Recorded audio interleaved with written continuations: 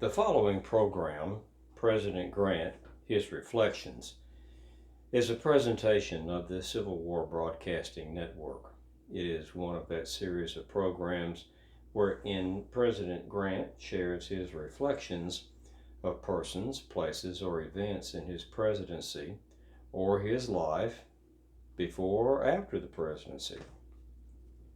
It's available on the free YouTube channel General Grant by himself or Dr. E.C. Fields, and on Facebook under President Grant by himself or Kurt Fields as General Ulysses S. Grant, and other social media.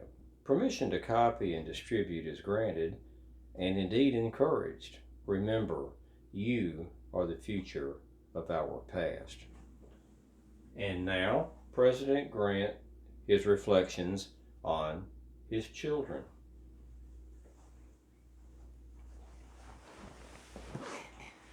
I'm President Ulysses S. Grant, and I welcome you joining me here in the library this day.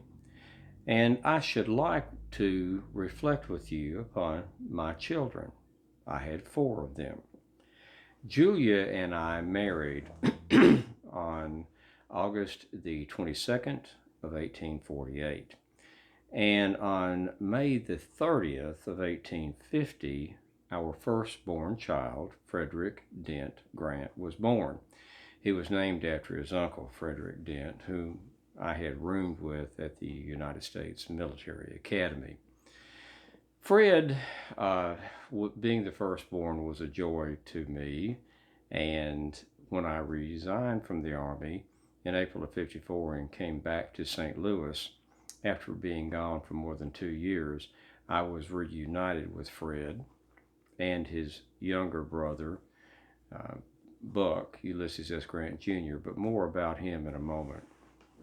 Fred was a bright child and went to school with his brothers and sisters.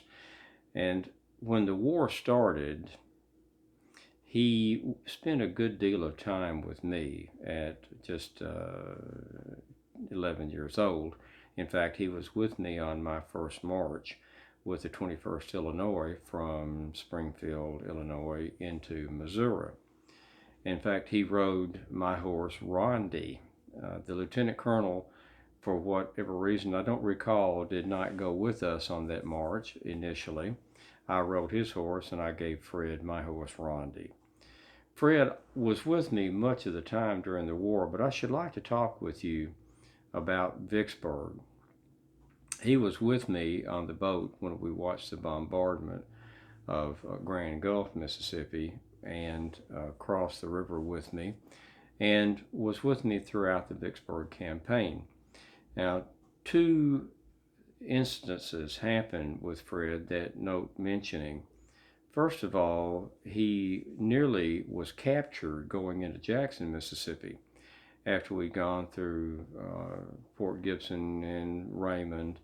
We moved into Jackson, Mississippi, and took it. Fred got a little ahead of the rest of us and went into Jackson, and to his horror realized that the retreating Confederate soldiers leaving Jackson were not prisoners.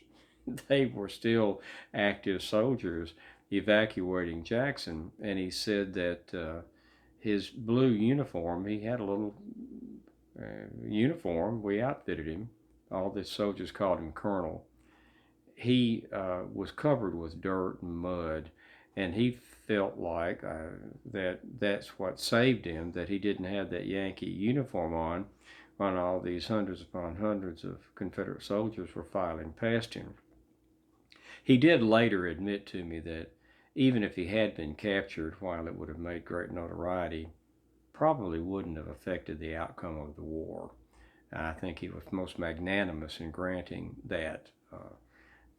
Would not have been a divergent matter in the outcome of the war. Also, after that, in our last battle, pushing Pemberton across the Big Black River in the Battle of Big Black Bridge, Fred got ahead of himself and the other troops and got his blood up, leaped his horse over some breastworks, and was in the thick of the advance on the river, a Confederate sharpshooter across the river fired on him. Bullet ricocheted and hit Fred in the leg. Not a serious wound initially, but very painful. He fell on the ground as he would have. Spent minie ball knocked him to the ground.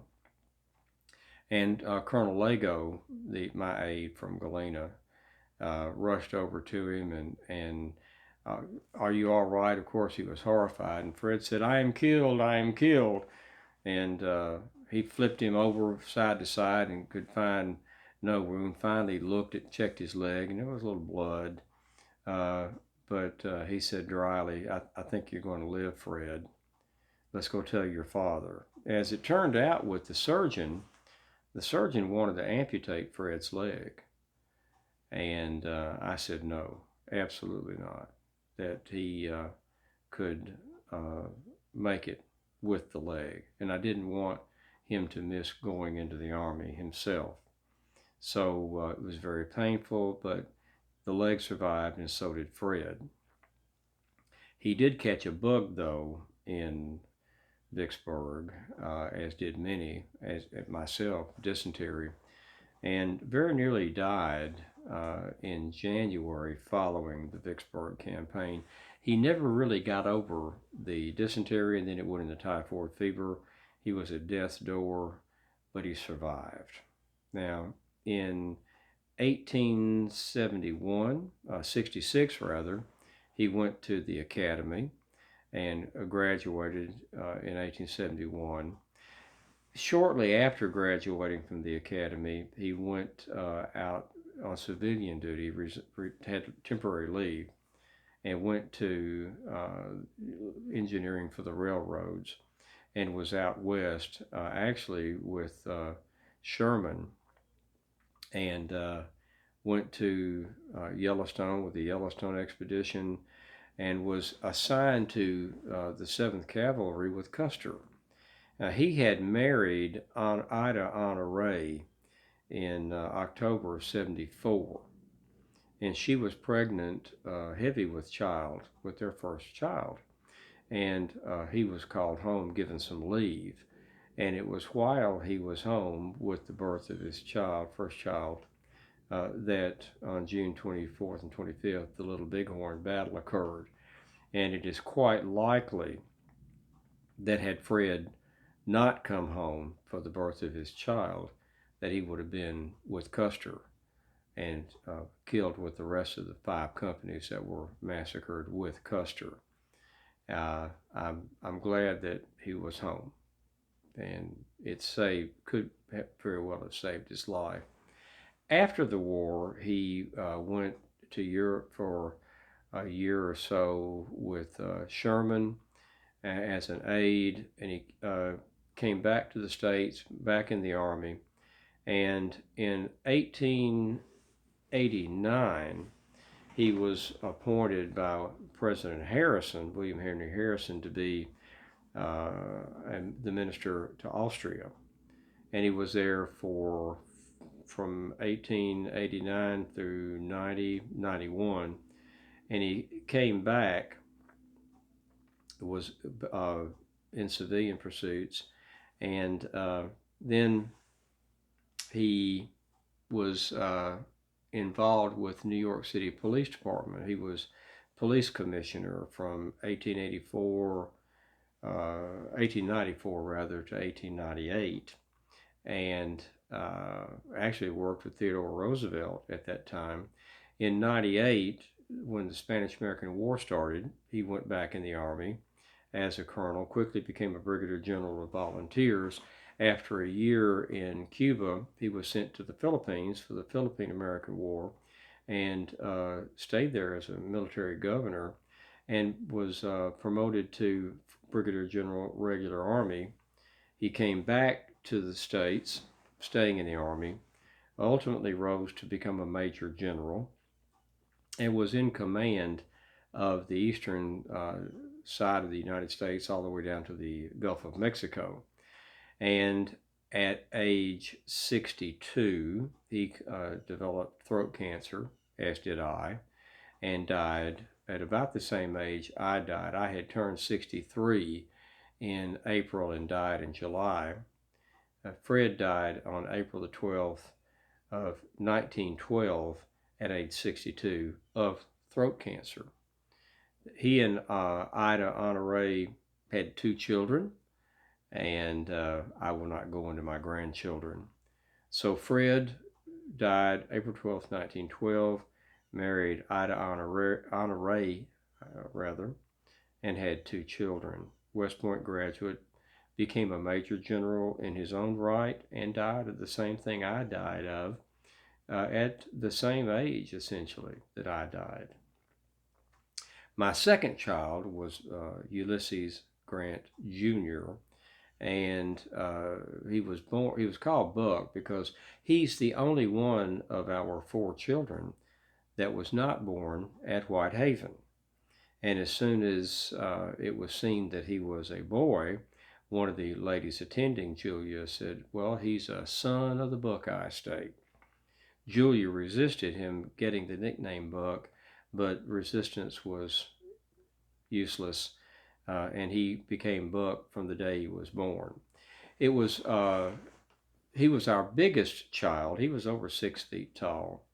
But Buck had a good education. He went to Exeter, then he went to Harvard, and then he went to Columbia and got a law degree from Columbia. He went into business, went into banking, practiced law, and married Frances Chaffee, the son of Senator of Senator Chaffee, and they had 5 children.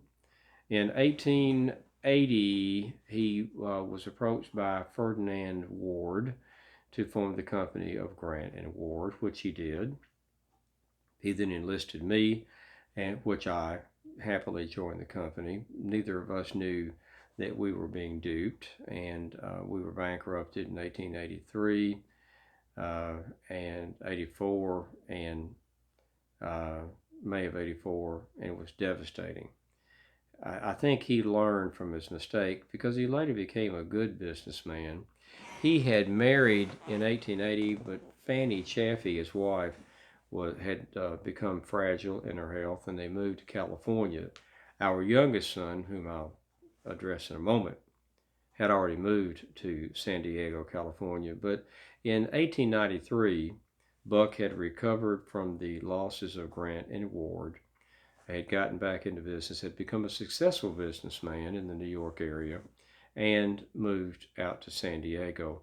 He became involved in real estate and became very successful in real estate, bought a hotel, tore it down, and built the U.S. Grant Hotel in 1910. And I understand it is still standing to this day. Fanny died. He remarried in 1913, and he ran for public office or as a delegate and in different political offices in later life. He and his wife traveled a great deal, and actually he died while on a road trip in September 29th of 1929, and he was buried in San Diego. They had the 5 children. Now, my third child, interestingly enough, was the only girl that we had, and she was born on the 4th of July, and that was Julia Dent Grant. Yes, Julia Dent Grant. She was named Julia at my insistence. But then shortly after her birth, she was born July the 4th of 1855. Her mother, Ellen Renshaw Dent, her grandmother rather, Julia's mother, Ellen Renshaw Dent, became very ill and died. And at that time, we renamed Julia Ellen Renshaw Dent in honor of her grandmother. So she became Nellie. She had a pretty good education, and in fact, when she was about 14, I sent her to Miss Porter's school, but she was a favorite, and she wrote 3 telegrams begging to come home. as her brother Jesse did too. But she wrote 3 telegrams, asked to come home. I sent an escort and brought her back home. And she was 13 when I came into the White House. And she became something of a cause celeb or an item celeb because it was scandalous. She danced all night at Washington parties, and I had not the heart to rein her in her behavior.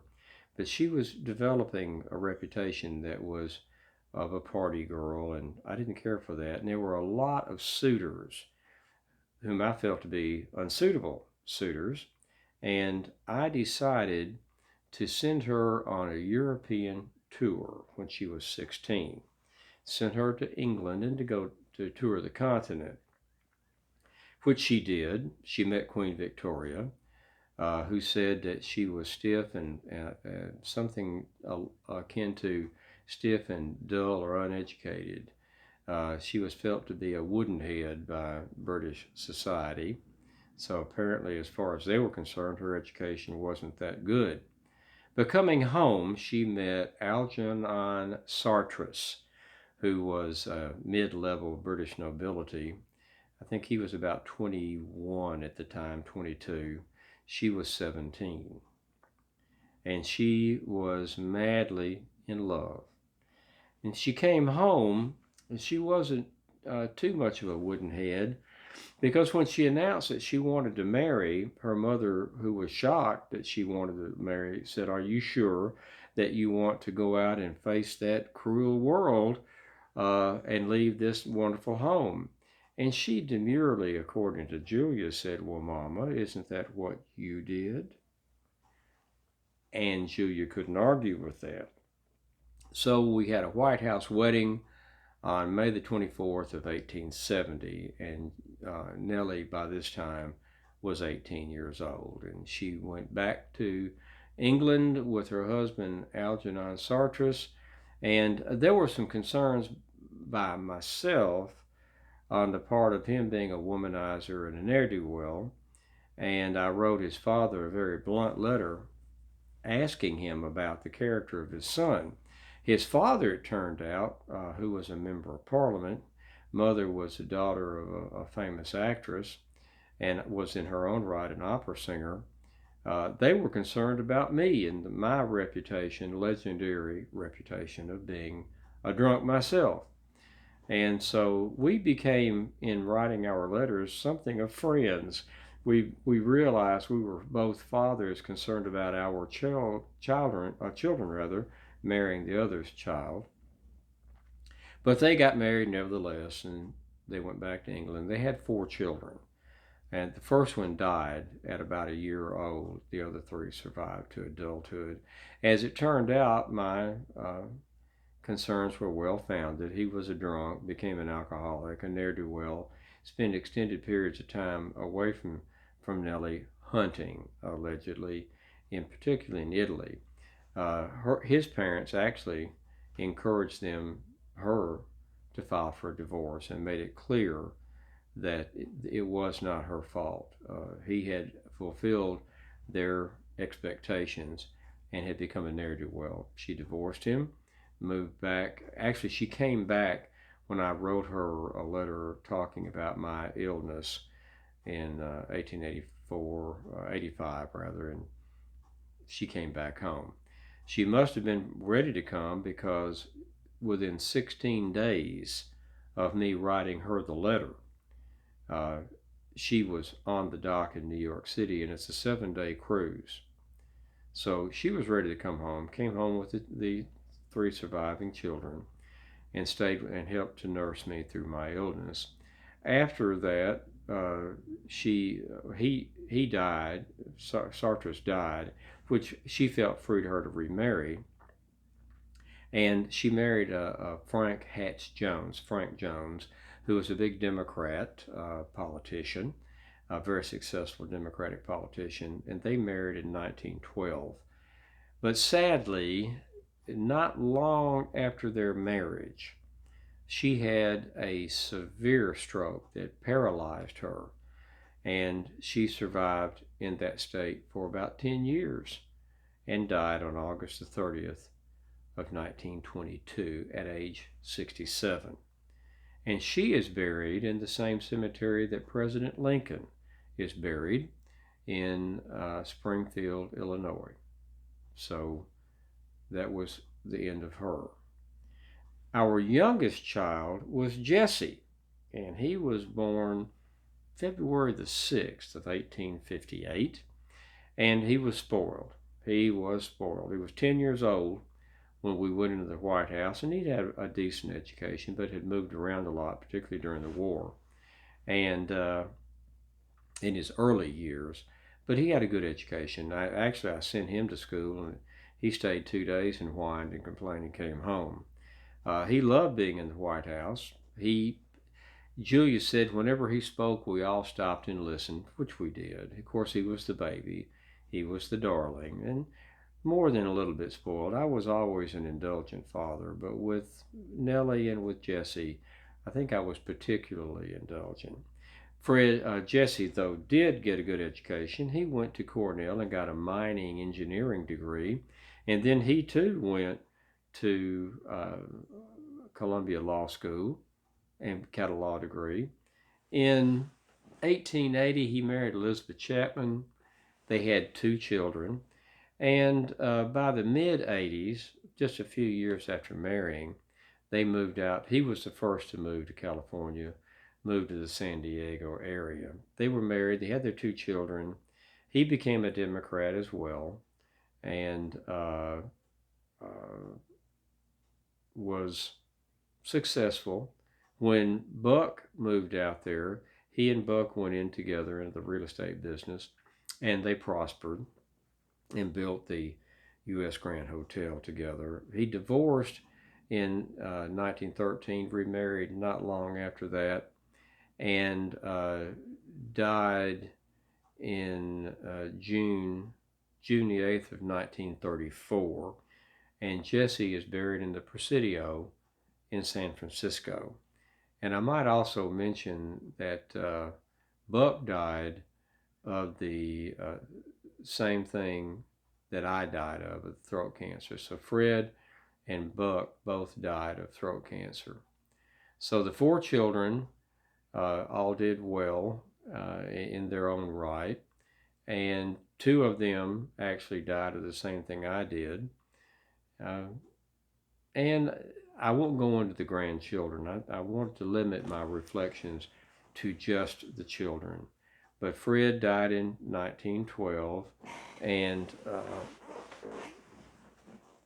Nellie died in 1922. Buck died in 1929, and let's see, Jesse, being the youngest, also lived the longest. He died in 1934. So that's quite enough to say about my 4 children. I was proud of all of them, and I think they all did well. Nellie rather, had something of a tragic life, particularly her last 2 years being paralyzed. And Fred and Buck both died of throat cancer, both heavy smokers, and died of throat cancer, as did I. But I feel that for this time coming together, I have said quite enough and reflecting about my children. Until the next time that we come together for a reflection on the part of President Grant, I will bid you an affectionate adieu.